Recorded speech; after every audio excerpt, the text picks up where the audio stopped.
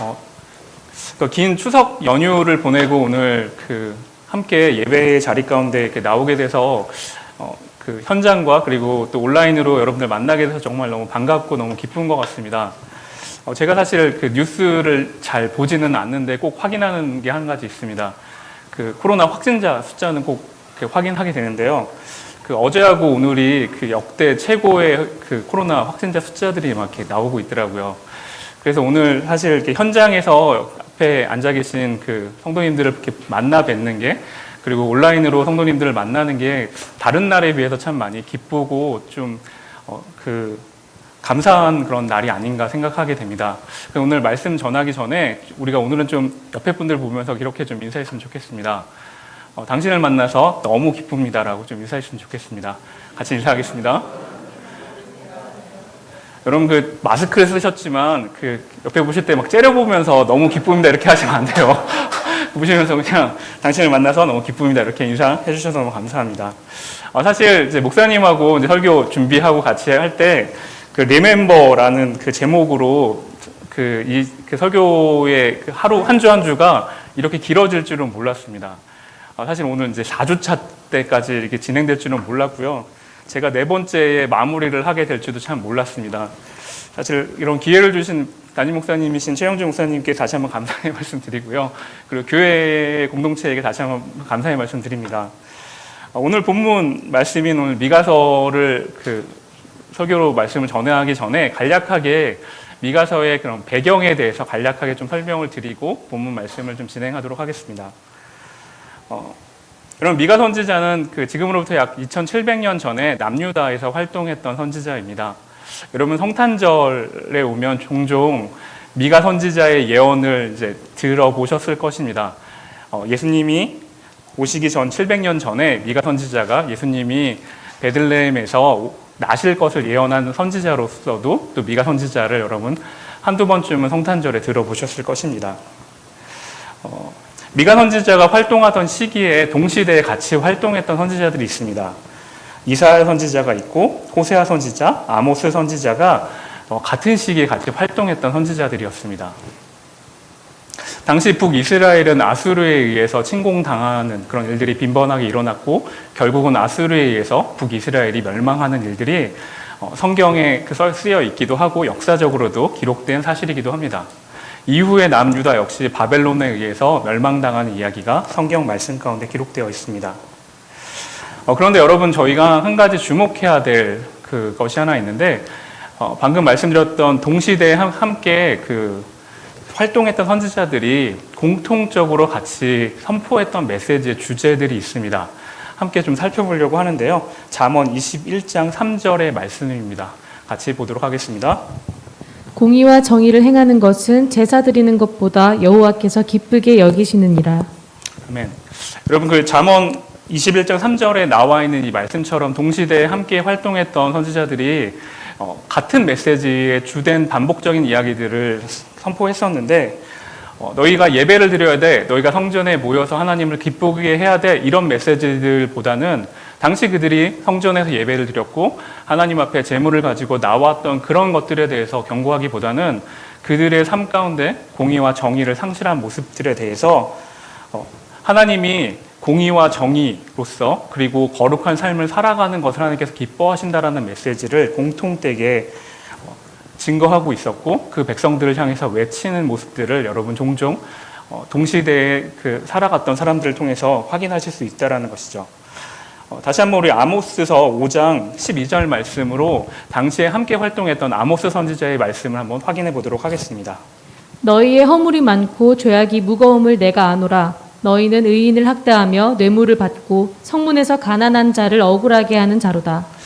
저희가 좀 더 이 말씀을 좀 이해하기 쉽게 좀 더 의미를 전달하기 위해서 새번역 성경으로 번역된 말씀을 한 번 더 읽어보도록 하겠습니다. 너희들이 저지른 무수한 범죄와 엄청난 죄악을 나는 다 알고 있다. 너희는 의로운 사람을 학대하며 뇌물을 받고 법정에서 가난한 사람들을 억울하게 하였다. 오늘 아모스 선지자의 말씀을 보시면 백성들이 성문에서 죄악을 행하고 있다라고 마치 이게 고소하는 것처럼 외치고 있는 것을 여러분 성경 말씀을 통해서 보시고 있습니다. 사실 이스라엘 백성에게 성문이라는 장소는 매우 중요한 장소였습니다. 성문에서 장로들과 백성들이 판결을 하는 장소였기도 했고, 당시 경제 활동의 중심지가 성문이었기 때문에 이스라엘 백성들에게 있어서 성문은 상당히 중요하고 삶의 중심지와 같은 곳이었기 때문에 그곳을 하나님의 백성으로서 하나님의 거룩함을 드러내며 살아가야 되는 장소였음에도 불구하고 그렇게 살아가지 못하는 것에 대해서 아모스가 지금 이렇게 외치고 있는 곳이 오늘 같이 읽으신 아모스 5장 말씀이라는 것이죠. 여러분 룻기 4장 말씀을 보시면 이제 좀 더 이해하기 쉬워지실 수 있는데, 룻기 4장 보시면 이제 보아스가 룻을 아내로 맞아서 그 아내로 맞는 과정들 가운데 장로와 백성들이 증인이 되고 이 혼인이 선포되는 이야기들이 룻기 4장 말씀 가운데 기록되어 있습니다. 우리 다 같이 한번 룻기 4장 11절에서 13절까지의 말씀을 보시도록 하겠습니다. 성문에 있는 모든 백성과 장로들이 이르되 우리가 증인이 되나니 여호와께서 내 집에 들어가는 여인으로 이스라엘의 집을 세운 라헬과 레아 두 사람과 같게 하시고 내가 에브랏에서 유력하고 베들레헴에서 유명하게 하시기를 원하며 여호와께서 이 젊은 여자로 말미암아 내게 상속자를 주사 내 집이 다말이 유다에게 낳아준 베레스의 집과 같게 하시기를 원하노라 하니라. 이에 보아스가 룻을 맞이하여 아내로 삼고 그에게 들어갔더니 여호와께서 그에게 임신하게 하심으로 그가 아들을 낳은지라. 아멘. 여러분 사사기를 주로 영적 암흑기라고들 이야기합니다. 그런데 사사기의 이 시기 가운데서 룻기를 보시면 하나님의 말씀을 따라 살고자 했던 사람들이 그 언약에 따라서 공정하게 그 하나님의 약속을 지켜가는 모습들이 룻기 4장 말씀 가운데 기록된 내용이라는 것이죠. 룻기에서 보신 것처럼 성문 앞에서 장로들과 백성들이 판결을 올바르게 하고 또 그 결혼 성혼이 선포되는 이야기들을 여러분 지금 같이 보셨습니다. 뿐만 아니라 신명기 21장에서 22장까지의 내용들을 보시면 하나님이 백성들에게 사람 사이에서 일어나는 수많은 문제들에 대해서 장로에게 권한을 주고 그 문제들을 어떻게 잘 해결할 수 있는가에 대해서 기록된 내용들이 신명기 21장 21장과 22장에 기록된 내용이라는 것이죠. 하나님께서는 그들에게 율법을 주시고 그리고 규례를 정하셔서 사람 사이에서 일어나는 수많은 문제에 대해서 스스로 그 문제를 따라서 잘 해결하도록 그런 장치들을 마련해 주신 내용들을 여러분 확인하실 수 있다는 것이죠. 그런데 오늘 문제가 됐던 이야기들, 아모스서에 나온 내용들을 보시면 생활의 중심지인 성문 가운데서 백성들이 하나님의 공의와 정의, 즉 하나님의 거룩한 성품을 언약 백성으로 따라가지 못하는 이야기들을 아모스가 지금 고발하고 외치고 있는 내용들을 오늘 보실 수 있다는 것이죠. 내용을 보시면 의인이 오히려 핍박을 당하고 있고 가난한 사람들이 억울함을 호소하고 있으며 거룩함을 따라서 살아가야 되는 백성들이 오히려 죄악을 쌓고 있는 내용들이 아모스서 5장에 기록된 내용이라는 것입니다. 지난달 제가 설교 가운데 이스라엘 백성과 하나님과의 언약 과정이 깨어지는 과정 가운데 두 가지 이렇게 특징이 나타난다라고 설명을 드렸습니다. 깨어질 때 첫 번째 특징은 그들 가운데 우상숭배가 나타난다라고 설명을 드렸고, 두 번째는 공동체 안에서 공의와 정의가 사라진다라고 말씀을 드렸습니다. 사실 오늘 이제 공의와 정의에 대한 부분들을 그래서 말씀으로 함께 나누려고 준비를 했습니다. 지난주 목사님께서 하나님과의 동행에 대한 부분들을 말씀하셨습니다. 즉 우리의 삶 가운데서 하나님과의 그 동행의 문제들이 온전히 실천되지 않을 때 이거는 나의 이웃과의 문제 속에서도 갈등이 생길 수 있다는 것을 오늘 성경이 우리 가운데 이야기하고 있다는 것이죠. 구약 성경에서 정의, 공의라고 이야기하는 그 단어가 있습니다. 그 단어가 히브리어 ጼ다카라는 단어입니다. 사실 이 단어는 기본적으로 올바른 관계를 설명할 때 사용되는 단어라고 합니다. 우리 믿는 신자들, 특히 이 자리에 모여 계신 현장에 나와 계신 성도님들, 그리고 온라인으로 함께 예배드리고 있는 성도님들에게 정의, 공의 이렇게 얘기할 때는 우리가 하나님과의 관계 속에서 우리가 올바른 관계를 맺고 있다라면 이 ጼ데카라고 이야기하는 것을 설명할 수 있다라는 것이죠. 하나님과의 관계에 대해서만 설명하는 것이 아니라 나와 이웃과의 올바른 관계에서도 이 ጼ다카라는 단어를 사용하고 있다는 것입니다. 그렇기 때문에 내가 하나님과의 관계가 깨어져 있다라면 나는 이웃과의 관계도 온전히 이루어질 수 없다라는 것을 성경이 우리 가운데 이야기하고 있다는 것입니다. 우리가 만약에 하나님과의 관계를 좋게 맺고 있고 하나님과 내가 올바른 동행 가운데 있다라면 우리는 내 주변의 형제들에 대해서 내 주변의 이웃의 아픔과 그들의 필요에 대해서 우리가 무감각하게 그들에게 반응하지 않을 수 있다는 것을 성경이 그 가능성들로 우리 가운데 이야기하고 있다는 것이죠. 만약에 여러분과 제가 교회에서 정말 종교적으로 열심을 가지고 하나님을 예배하고 있고 하나님과 좋은 관계라고 우리가 자부하고 있는데 교회 너머에 있는 이웃들에 대해서 우리 교회 밖에 있는 사람들에 대해서 아무런 반응을 하고 있지 않고 그들의 아픔과 슬픔과 그들의 필요에 대해서 우리가 아무런 관심을 갖고 있지 않다라면 오늘 말씀하고 있는 성경의 올바른 관계를 비추어 봤을 때 여러분과 제가 가지고 있는 종교적인 열심은 문제가 있다라고 성경은 이야기하고 있다는 것이죠. 만약에 여러분과 제가 하나님을 예배하고 하나님과 동일하게 하나님을 사랑하는 모습으로 건강한 모습을 가지고 있다라면 여러분 주변에 있는 이웃에게 대해서 형제들에 대해서 그리고 그들의 필요와 아픔에 대해서 자연스럽게 공감하고 계실 수 있다는 것을 성경이 우리 가운데 이야기하고 있다는 것입니다. 그렇다면 우리가 한번 좀 더 오늘 본문 말씀을 살펴보면서 하나님께서 그 올바른 관계를 상실한 이스라엘 백성에게 이제 그 올바른 관계를 회복하자라고 말씀하시는 하나님의 마음을 우리가 배워보려고 하는데요. 다시 한번 오늘 본문 말씀인 6절에서 7절 말씀을 같이 살펴보도록 하겠습니다. 내가 무엇을 가지고 여호와 앞에 나아가며 높으신 하나님께 경배할까? 내가 번제물로 1년 된 송아지를 가지고 그 앞에 나아갈까? 여호와께서 천천의 순양이나 만만의 강물 같은 기름을 기뻐하실까? 내 허물을 위하여 내 맏아들을 내 영혼의 죄로 말미암아 내 몸의 열매를 드릴까? 함께 보신 오늘 6절에서 7절까지의 말씀은 4개의 질문으로 되어 있고 또 4개의 질문이 뒤로 갈수록 의미가 좀 이렇게 강화되는 그런 그 구조로 되어 있습니다. 6절에서 보시면 첫 번째 질문은 여호와께 드릴 합당할 제물이 무엇이냐라고 질문을 하고 있습니다. 두 번째 질문은 첫 번째 질문에 대한 자문자답으로 1년 된 송아지를 드리면 하나님께서 만족하실까라고 이야기하고 있습니다. 7절에서는 수천 마리의 양이나 수만의 강줄기를 채울 올리브 기름을 드리면 하나님께서 기뻐하시겠냐라고 질문을 하고 있습니다. 그러면 이렇게 그 화자가 질문을 드리는 이유를 한번 생각해 보시면 당시 이들이 하나님을 어떻게 생각하고 있는가를 잠시 이렇게 엿보실 수 있습니다.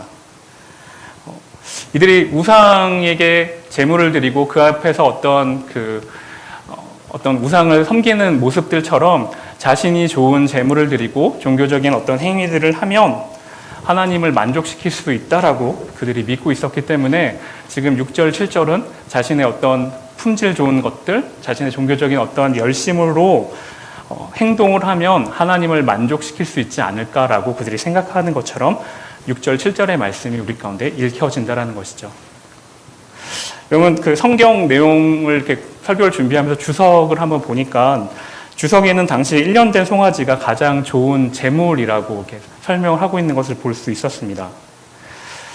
지금 이 성경에서 이야기하고 있는 화자의 내용을 보시면 만약에 내가 정말 품질 좋은 그 품질로 하나님 앞에 이렇게 승부를 걸었는데 하나님이 만족하지 않는다라고 그 생각이 들면 수천, 수만의 어떤 정량적인 것으로 하나님하고 승부를 봐서라도 하나님을 만족시키겠다라는 내용들을 오늘 성경 말씀 가운데 기록된 것을 우리는 보실 수 있다는 것이죠.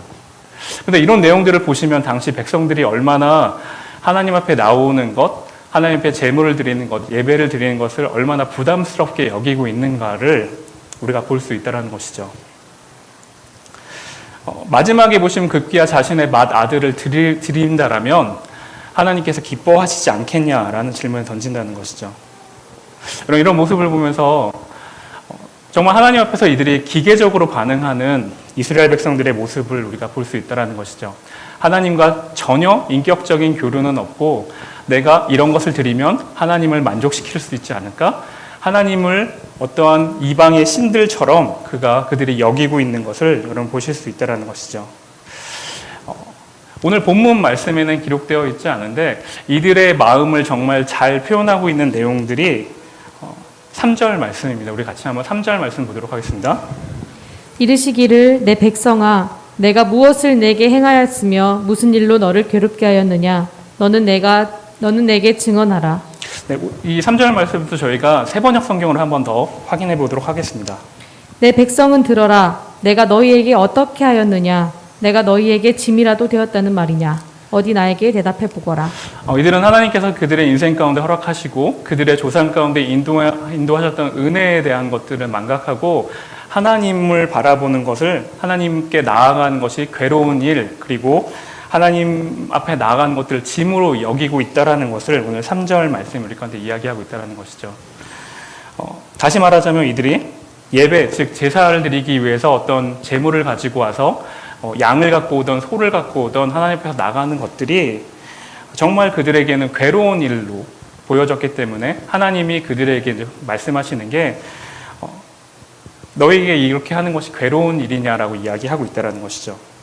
구약에서 하나님과의 마음을 알아가는 그 관계 맺는 방식은 사실 예배 가운데 나와서 제물을 쪼개놓고 그 제물이 죽어가는 걸 보면서 내가 이렇게 죽을 수밖에 없는 자임에도 불구하고 하나님이 내게 죄를 사해해 주시고 나를 구원하셨구나라는 것을 보면서 다시 한번 그 마음이 회복되는 것인데 그 모든 과정이 생략되고 내가 이 귀찮은 일, 이 번거로운 일을 내가 왜 해야 되지? 라고 하면서 이스라엘 백성들이 그 제물을 갖고 오고 하나님 앞에 나오는 모든 것들을 오늘 세번역 성경을 보시면 짐으로 여겼다라고 성경은 우리에게 이야기하고 있습니다.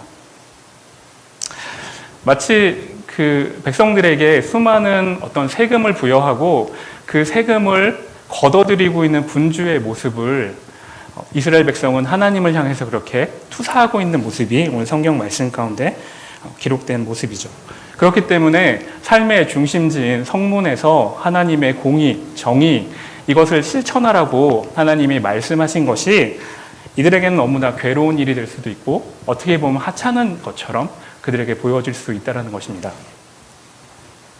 만약 여러분과 제가 하나님께서 여러분 인생 가운데 저의 인생 가운데 허락하셨던 은혜를 오늘 하루도 기억하고 살아간다라면 지금 이 코로나 팬데믹 상황 가운데서도 예배를 포기하지 않고 하나님의 말씀을 붙잡고 살고자 하는 또 예배자로 살고자 하는 그 노력을 또 오늘 하루 포기하지 않고 한 걸음 한 걸음 나가실 수 있으실 것입니다. 반면에 여러분이 그 은혜가 희미해지고 내가 왜 이렇게 말씀대로 예배 가운데 나가야 되지라고 여러분이 생각하신다라면 여러분 예배 드리는 것보다는 나를 위해서 살아가고자 하는 그 것들을 여러분 선택하실 수밖에 없다는 것이죠. 설교 준비하면서 출애굽기 20장 말씀으로 저는 이렇게 큐티를 하는 이번 한 주간이었습니다. 출애굽기 20장을 보시면 하나님께서 시내산에서 이스라엘 백성에게 이제 십계명을 이렇게 주는 장면이 출애굽기 20장 말씀 가운데 기록되어 있습니다.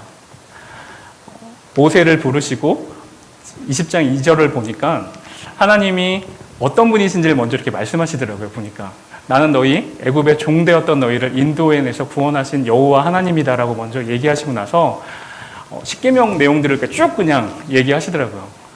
예전에 봤을 때는 그게 그냥 별로 저에게 감동이 안 되고 그냥 그런가 보다 이렇게 넘어갔는데 점점 이렇게 은혜가 되더라고요. 그러면서 이제 그치 우리의 인생이 정말 그 출애굽 과정 가운데 내 신음소리를 들으신 분이시고 내 인생 가운데 하나님께서 함께 하신 분이시지 이 코로나 상황 가운데서 나를 인도하시는 분이시지라는 그 고백이 되니까 좀 다르게 보이더라고요. 십계명에 대한 부분들도. 그러다가 제가 안식일 부분을 이렇게 봤습니다. 여러분 그 출애굽 그 20장 보시면 안식일에 대한 부분이 다른 계명에 비해서 되게 길더라고요. 보시면 아마 6절부터 8절까지인가가 아마 안식일에 대한 내용들이 쭉 기록되어 있는데 그 내용 보시면 예전에는 그냥 안식일에 나와서 쉬고 예배하고 이런 부분들이 좀 부담스럽게 다가오다가 안식일을 보는데 430년을 종살이 하던 사람들에게 하나님이 처음으로 안식이라는 것을 이렇게 설명하시고 하나님의 창조의 세계 가운데 그들을 종의 시간이 아니라 안식의 시간으로 초청하는 얘기로 저는 그게 읽혀지더라고요. 여러분, 그들이 종살이 할 때는 그들의 인생 가운데 안식이 있었을까요? 안식 없었을 것입니다. 그런데 그들에게 하나님이 하나님의 시간으로 너희가 6일 동안은 열심히 일하는데 하루 나와 함께 안식하자라고 그들에게 잠깐 멈춤의 시간을 허락하는 게 안식일인 것을 우리 가운데 십계명을 통해서 말씀하고 있다는 것이죠. 여러분, 어쩌면 여러분과 저도 세상 속에서 세상에 어떻게 되면 포로된 생활 속에서 정신없이 이 안식의 개념조차도 잃어버리고 미친 듯이 살아가고 있을지도 모릅니다. 그때마다 하나님께서 여러분과 저희를 초청하셔서 하나님의 시간, 카이로스의 시간, 잠깐 멈추면서 하나님이 주시는 그 안식의 시간으로 초청하고 계시는데 그 안식의 시간을 여러분 놓치지 않으셨으면 좋겠습니다. 나와 함께 안식을 하며 하나님이 주시는 그 귀한 그 평안의 시간 가운데서 그것들을 누리실 수 있는 귀한 은혜가 이 자리에 함께 하시는, 또 현장에 함께 하시고 온라인에 함께 하시는 귀한 믿음의 성도님들에게 주어졌으면 좋겠습니다.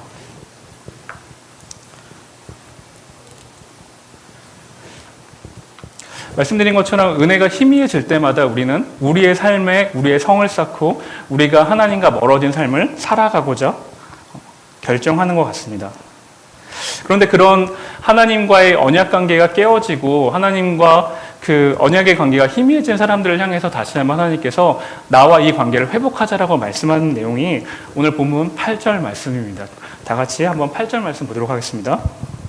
사람아, 주께서 선한 것이 무엇임을 내게 보이셨나니 여호와께서 내게 구하시는 것은 오직 정의를 행하며 인자를 사랑하며 겸손하게 내 하나님과 함께 행하는 것이 아니냐. 사실 하나님께서 이스라엘 백성에게 하나님께서 무엇을 기뻐하시는지, 그리고 하나님께서 무엇을 원하시는지, 무엇이 선한 것인지를 율법을 통해서, 그리고 수많은 선지자를 통해서 이미 말씀하셨습니다. 그럼에도 불구하고 이스라엘 백성들은 자신들이 일부러 보지 않으려고 한 것이고 그들이 듣지 않으려고 했기 때문에 이방 신들에게 드리는 방식대로 하나님을 이해했고 하나님을 만족시키고자 노력했던 모습들이 오늘 함께 읽은 성경의 말씀이라는 것이죠.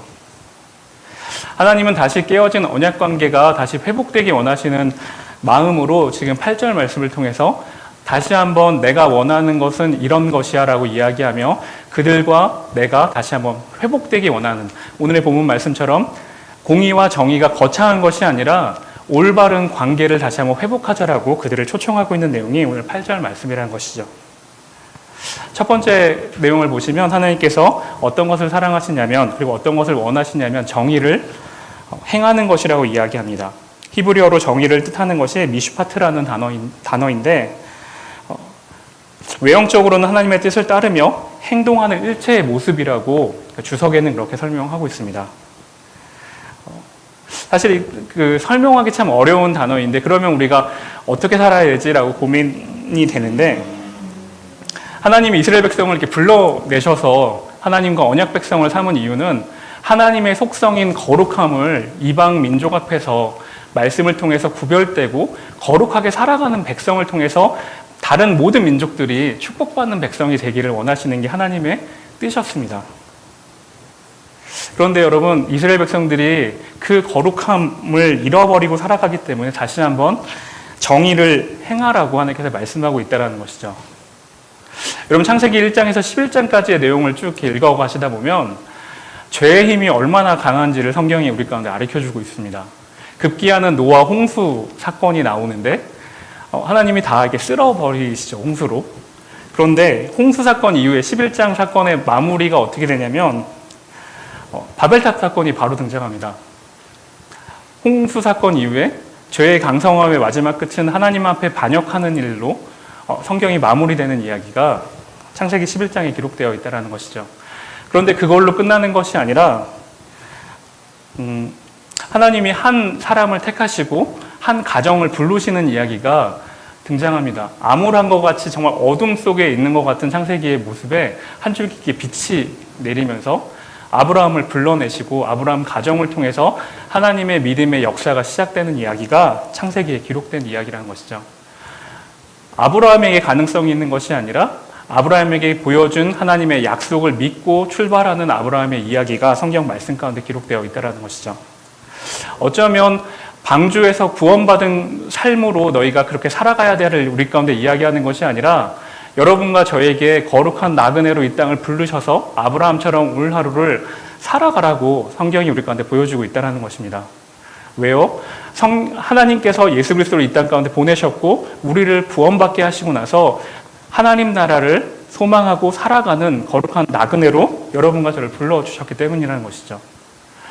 방주라는 곳에 안전하게 머물러서 그냥 나만 잘 살고 나만 보호받으라고 하나님이 여러분과 저를 불러내신 것이 아니라 이 땅을 거룩한 나그네로 하나님의 거룩한 성품을 내가 그 정체성을 갖고 이 땅에서 여러분의 일터 가운데 여러분이 부르신 귀한 캠퍼스 가운데 가정 가운데서 그렇게 살아가라고 정의를 행하라고 우리 가운데 하나님께서 오늘도 말씀하고 있다는 것입니다.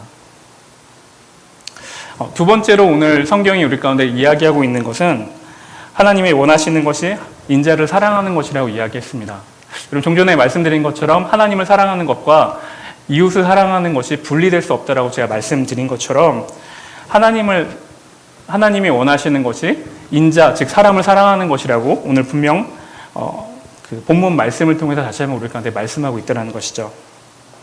하나님이 여러분과 저에게 헤세드라고 얘기하는 조건 없는 사랑을 부어주셨다라면 우리 역시 그 헤세드를 누군가에게 흘려보낼 수 있다는 것을 또 그렇게 하기 원하신다는 것을 성경이 우리 가운데 말씀하고 있다는 것입니다. 여러분 누가복음 10장은 되게 유명한 비유가 등장합니다. 선한 사마리아인 비유가 등장하는데 선한 사마리아인 비유를 이렇게 보시면 선한 사마리아인이 굳이 내가 그렇게까지 하지 않아도 그가 기꺼이 자신의 그 사랑을 실천하는 모습이 선한 사마리아인 비유에 기록되어 있습니다. 강도 만난 자를 치료해주고 그를 여관까지 데려가서 자신의 돈을 지불하고 그가 또 날 때까지 돈이 모자르면 다시 와서 내가 비용을 내겠다라고 이야기하는 모습을 통해서 우리가 이웃사랑 실천을 어디까지 해야 되는지를 보여주고 있는 말씀이 누가복음 10장에서 예수님이 말씀하신 선한 사마리아인의 비유입니다. 지금 당장은 여러분과 저희 마음 가운데 그렇게 할 능력은 없습니다. 그럼에도 불구하고 하나님께서 우리 가운데 주신 그 은혜와 사랑을 체험하고 있다라면 의무감으로 이웃을 사랑하는 것이 아니라 오히려 너그러움으로 그들을 돕고 자발적으로 섬겨야 되는 한 가지의 예를 비유의 말씀으로 우리 가운데 보여주고 있다는 것입니다. 오늘 본문의 마지막으로 하나님이 깨어진 언약관계를 회복하기 위해서 우리 가운데 말씀하시는 것은 하나님과 동행하는 것을 이야기하고 있다는 것이죠. 지난주에도 말씀하셨던 그 동행에 대한 부분들, 겸손하게 하나님과 동행하는 것, 그럼 그것을 우리는 어떻게 이해할 수 있을까요? 신중하게 하나님의 마음이 무엇인가를 날마다 고민하면서 또 하나님의 마음을 묻는 그런 모습들이 우리 가운데 필요하다는 것이죠. 그래서 이걸 어떻게 여러분에게 설명드려야 될까를 이번 한 주 많이 고민을 했습니다. 이 마음에 대해서 가장 답을 줄 수 있는 것은 저는 시편이라고 생각합니다. 시편은 하나님과 동행하는 자들의 수많은 노래들과 그들의 탄식과 아픔에 대한 이야기가 시편에 참 많이 기록되어 있습니다. 그 중에 시편 119편 14절에서 16절까지의 말씀을 한번 살펴보도록 하겠습니다. 내가 모든 재물을 즐거워함 같이 주의 증거들의 도를 즐거워하였나이다. 내가 주의 법도들을 작은 소리로 읊조리며 주의 길들에 주의하며 주의 율례들을 즐거워하며 주의 말씀을 잊지 아니하리이다. 오늘 하나님과 동행하며 친밀함을 가장 잘 표현하는 그 말씀 중에 저는 오늘 15절, 같이 읽은 15절 말씀이 저희에게 가장 좋은 예를 보여주는 것이 아닌가 생각해 보게 되었습니다. 내가 주의 법도를 작은 소리로 읊조리며 주의 길들에 주의하며. 여러분 정말 겸손한 마음으로 하나님의 마음을 알고자 하고 주님과 동행하기 위해서 시편 기자가 이야기하는 것은 내가 주의 법도를 작은 소리로 읊조리며 주의 길들에 주의한다라고 이렇게 고백하고 있습니다. 15절에 나와 있는 주의 법도를 작은 소리로 읊조린다라는 표현을 보시면 영어 성경에는 메디테이트라고 써 있더라고요. 그러니까 큐티하다. 여러분이 요즘 많이 하고 계신 큐티, 말씀을 묵상하는 것, 이것을 날마다 이렇게 읊조리다, 입으로 중얼중얼 대듯이 오늘 들은 말씀 중에 내 마음에 꽂힌 단어 한 문장이 이건데 입으로 되뇌이고 마음으로 생각하는 것을 오늘 성경이 우리 가운데 하나님의 마음에 신중하게 하나님이 어떻게 나에게 이런 일들을 행하기 원하시는가를 고민하며 하나님과 동행하는 신중한 자세로 하나님을 섬기는 모습이라고 우리 가운데 보여주고 있다는 것이죠. 여러분, 우리가 교회에서는 생명의 삶으로 큐티를 하고 있습니다. 어떤 분들은 아침마다 생명의 삶에서 나오는 수많은 방송을 보실 수도 있고 혼자서 말씀을 묵상하실 수도 있습니다. 그런데 오늘 들은 설교, 지난주에 들은 설교, 그것을 날마다 읊조린다라는 것은 오늘 내게 주신 그 한 단어, 한 문장이 되더라도 내가 이 문장이 내 삶 가운데서 오늘 하루 나에게 하나님이 무엇을 원하신지를 곰곰이 생각해 보신다는 것이죠. 내가 어떻게 적용해야 될지를 생각해 보시면서 하루하루 잠들 때까지라도 생각해 보실 수 있는 모습이 하나님의 마음을 신중하게 생각해 나가는 겸손하게 하나님과 동행하고자 하는 몸부림이라고 성경은 우리 가운데 가르쳐주고 있다는 것이죠. 단지 그냥 큐티를 한다는 것이 방송으로 많은 설교자들이 설교하는 것을 시청하는 것을 여러분 큐티했다라고 묵상했다라고 착각하지 않으셨으면 좋겠습니다. 여러분 설교를 들으시고 말씀을 묵상하고 하루 동안의 내 삶 가운데서 이 말씀이 어떻게 나를 하나님의 마음을 어떻게 알아가게 하는지를 여러분이 직접 겸손하게 하나님의 마음을 알고자 하는 마음이 여러분 마음 가운데 있었으면 좋겠습니다. 오늘 함께 나눈 미가서에서 하나님과의 관계도 이스라엘 이웃과의 관계도 깨어진 그런 백성들의 모습들을 제가 잠시 말씀 가운데 나눴습니다. 여러분 어쩌면 여러분과 저의 삶 가운데 혹시 코로나 상황들이 이 상황 가운데서 주는 그런 상황이 주는 여러 가지 메시지들이 있을 수도 있다라는 생각이 듭니다. 여러분 혹시 이런 어려운 상황 가운데서 여러분은 하나님과의 관계 가운데서 올바르게 하나님과의 관계를 맺고 있는지를 다시 한번 돌아보실 수 있는 귀한 시간이 되었으면 좋겠습니다. 그리고 나는 이웃의 아픔에 대해서, 이웃의 필요에 대해서 나는 건강하게 올바르게 그 길들을 좋은 관계를 맺고 있는지도 돌아보셨으면 좋겠습니다. 여러분 하나님과의 올바른 관계를 맺는 사람은 이웃과의 올바른 관계를 맺을 수 있음을 성경이 우리 가운데 보여주고 있다는 것을 성경이 우리 가운데 말씀하고 있다는 것이죠. 말씀을 정리하겠습니다. 여러분 정의와 공의라고 얘기할 때 어떤 깃발을 들고 광장에 나가서 연약한 자들을 대변하고 소리를 지르고 그 앞에서 어떤 캠페인을 하라고 성경이 우리 가운데 이야기하는 것이 아니라는 것을 저는 설교를 통해서 말씀드렸습니다. 가장 근본적인 것은 성경에서 그 히브리어로 얘기했던 ጼ다카, 내가 하나님과 올바른 관계 가운데 있는가, 내가 이웃과 올바른 관계 가운데 있는가를 귀하게 생각해 보시고 오늘 하루도 여러분과 제가 이 땅을 살아가는 귀한 거룩한 나그네로 초청받았다는 것을 잊지 않으시는 귀한 믿음의 성도님들 되었으면 좋겠습니다.